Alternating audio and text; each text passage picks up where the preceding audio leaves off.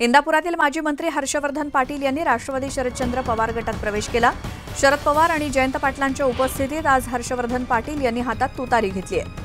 शनिवारी पत्रकार परिषद घेऊन त्यांनी इंदापुरातून निवडणूक लढवणार असल्याचं म्हटलं होतं।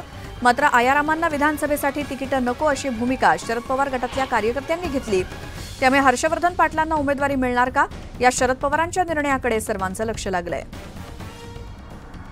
अधिक माहितीसाठी जाऊयात, आमचे प्रतिनिधी चंद्रकांत फुंदे आपल्या सोबत आहेत। चंद्रकांत, आज हर्षवर्धन पाटलांचा शरद पवार गटामध्ये प्रवेश झालाय, त्या अनुषंगाने आता इंदापुरातलं राजकीय वातावरण काय?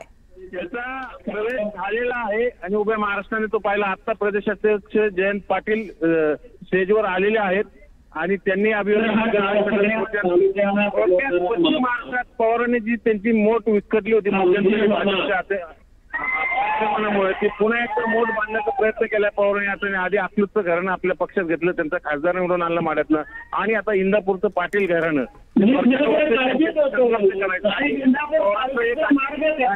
असं आहे की बारामतीतनं पवारांना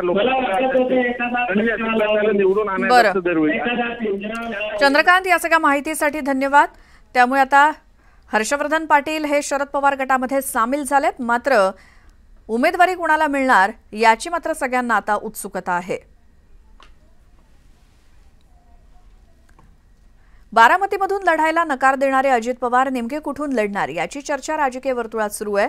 आता अजित पवार शिरूर की खडकवासला या दोन्हीपैकी कुठल्या मतदारसंघातून लढणार याची चर्चा आहे। खडकवासला भाजपच्या ताब्यात असल्यामुळे शिरूरचा पर्याय निश्चित होऊ शकतो आणि शिरूरचे विद्यमान आमदार अशोक पवार सध्या शरद पवार पक्षात आहेत। अशोक पवार पुन्हा आमदार होतोच कसा असा इशारा अजित पवारांनी देऊन झालेला आहे। त्यामुळे आता अजित पवार खरंच शिरूरमधून लढणार का याची उत्कंठा राजकीय वर्तुळात लागली आहे।